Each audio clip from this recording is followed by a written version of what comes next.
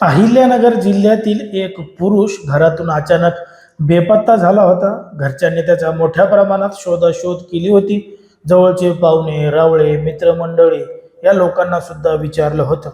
पण मात्र त्या पुरुषाचा काहीही तपास लागत नव्हता, काहीही पत्ता लागत नव्हता.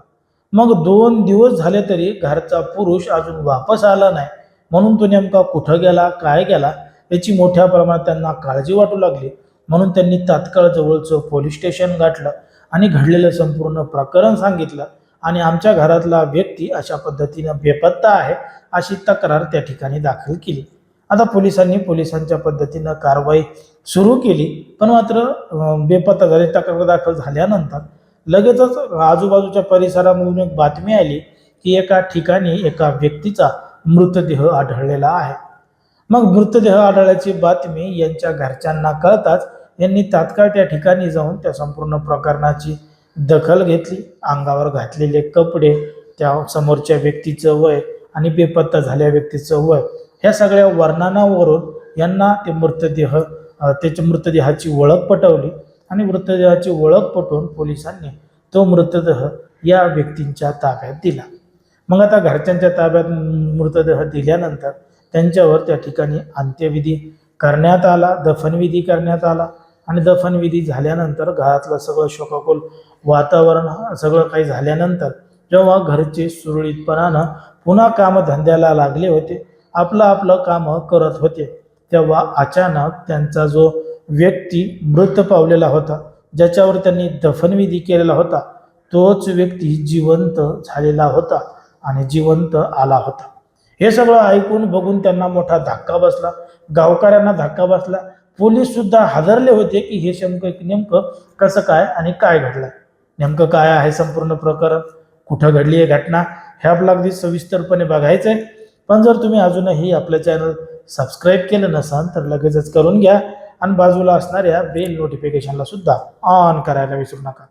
आता ही जी संपूर्ण घडलेली घटना आहे ती आहे अहिल्यानगर जिल्ह्यातील राहुरी तालुक्यातील सोनगावमध्ये घडलेली संपूर्ण घटना आहे. आणि या ठिकाणी या परिसरामध्ये राहणारे शब्बीर जमादार मुन्सारी हे त्या ठिकाणी राहत होते.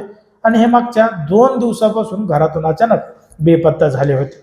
आता त्यांची मानसिक स्थिती बरोबर नव्हती असं त्यांच्या घरच्यांनी सांगितलं होतं. आणि मागच्या 2 दिवसापासून ते बेपत्ता आहेत.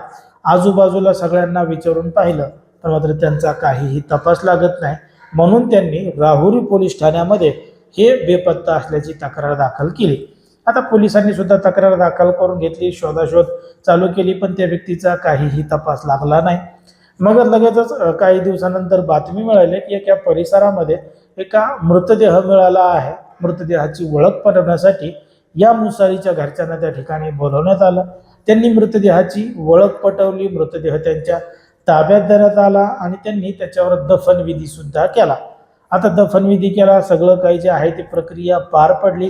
काही दिवस निघून गेले आणि काही दिवस निघून गेल्यानंतर अचानक एका व्हॉट्सअप ग्रुपवर त्यांच्याच त्या शब्बीर जमादार अन्सारी यांचा फोटो आला आणि समजलं की हा व्यक्ती नगरमधल्याच एका ठिकाणी एका परिसरामध्ये एका शेतकऱ्याकडं पाणी मागतो, खाण्यासाठी काहीतरी मागतो. आणि मागितल्यानंतर त्यानं त्याला खाणं पाणी दिल्यानंतर त्याला विचारलं की तुम्ही नेमके कुठले आहेत, काय आहेत.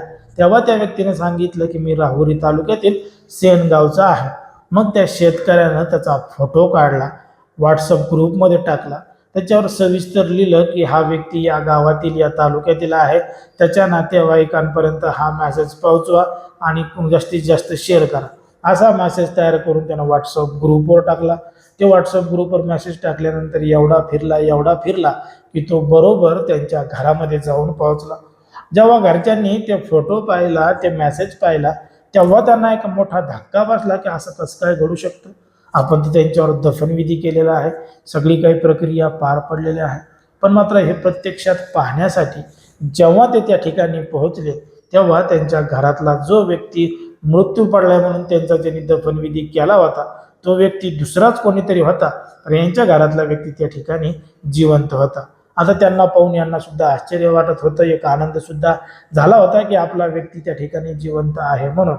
पण मात्र पोलिसांनी जो मृतदेह यांच्या ताब्यात दिला तो नेमका कोणाचा होता आणि त्याच्यासोबत नेमकं काय घडलं होतं हे आता उलटसुलट प्रश्न त्या ठिकाणी निर्माण झालेले आहेत. आता पोलीस या सगळ्या प्रकरणाचा तपास करणार आहेत. परंतु ज्या पद्धतीने ही संपूर्ण घटना घडली आहे त्याच्यामुळं आजूबाजूच्या परिसरामध्ये एक चर्चा सुरू झालेली आहे. मग अशाच पद्धतीची घटना अजूनही कुठं घडली होती का? तुमच्या आजूबाजूला तुमच्या परिसरामध्ये कशा आधी घडला आहे का? घडला असेल तर ते तुम्ही कमेंटमध्ये सांगा. आणि अशाच पद्धतीचे नवनवीन व्हिडिओ पाहण्यासाठी आपल्या चॅनलला लगेच सबस्क्राईब करायला सुद्धा विसरू नका.